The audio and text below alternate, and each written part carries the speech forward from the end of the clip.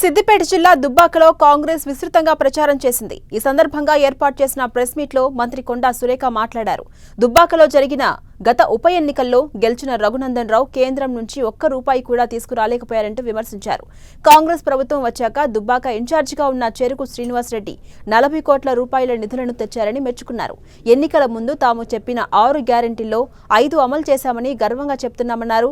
కుటుంబ పాలనతో తెలంగాణను లూటీ చేసిన డబ్బును ఈ ఎన్నికల్లో బీఆర్ఎస్ ఖర్చు పెడుతోందని, అలాగే జైల్లో ఉన్న బిడ్డను విడుదల చేసుకునేందుకు బీజేపీతో లోపాయికారి ఒప్పందం కుదుర్చుకున్నారని విమర్శించారు. నేను ఈ వేదిక మీద నుంచి రఘునందన్ రావు గారిని ఒక్కటే ప్రశ్నిస్తా ఉన్నా. బై ఎలక్షన్లలో గెలిచిన తర్వాత కేంద్రం నుంచి తీసుకొచ్చిన ఒక్క జీవో అన్న దయచేసి ప్రజలకు చూపెట్టి ఓట్లు అడిగితే బాగుంటుందని నా అభిప్రాయం. మరి ఈరోజు ఇన్ఛార్జ్గా ఉన్న శ్రీనివాస్ రెడ్డి గారు అధికారంలో లేకపోయినా కూడా ఇప్పటికే మొన్నటి నుంచి ఒక 5 నెలలు కూడా అలాగాలే మేము పరిపాలన తీసుకొని ఎన్ని కోట్లు శాంక్షన్ 40 కోట్ల రూపాయల నిధులు శాంక్షన్ చేసి ఈరోజు దుబ్బాకను అభివృద్ధి పదంలో నడిపిస్తూ ఉన్నాడు.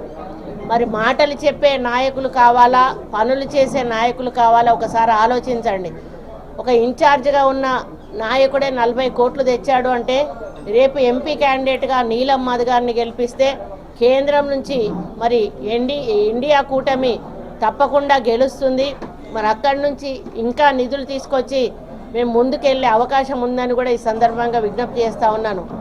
ఈ 5 సూత్రాలు ఏవైతే ఉన్నాయో 5 న్యాయ సూత్రాలు కూడా అమలు చేసి మరి నిరుపేదలకు, కార్మికులకు, అదేవిధంగా మహిళలకు, విద్యార్థులకు ఇట్లా ఒకరొకరికి కూడా కొన్ని ఈరోజు వాగ్దానాలు చేసి మేనిఫెస్టోలో పెట్టి ప్రజల ముందుకు కాంగ్రెస్ ప్రభుత్వం రావడం జరిగింది. స్టేట్ గవర్నమెంట్ ఎలక్షన్స్ ముందు కూడా 6 గ్యారంటీలను పెట్టి మేము 5 గ్యారంటీలను అమలు చేసి గర్వంగా ఈరోజు తలెత్తుకొని ఓటర్ల దగ్గరికి వెళ్ళి ఓట్లు అడుగుతూ ఉన్నాం. మేము గ్యారంటీలు అమలు చేశామని. రేపు కూడా కేంద్రం ఇచ్చే గ్యారంటీలు అన్నిటిని కూడా అమలు చేసి ఇక్కడ కేంద్రంలో ఇందిరమ్మ రాజ్యం తీసుకొస్తామని గర్వంగా చెప్తా ఉన్నాం. ఇండ్లు కూడా ఆ రోజు ఇందిరమ్మ కట్టించిన తర్వాత మళ్ళీ రాజశేఖర రెడ్డి గారు కట్టించారు.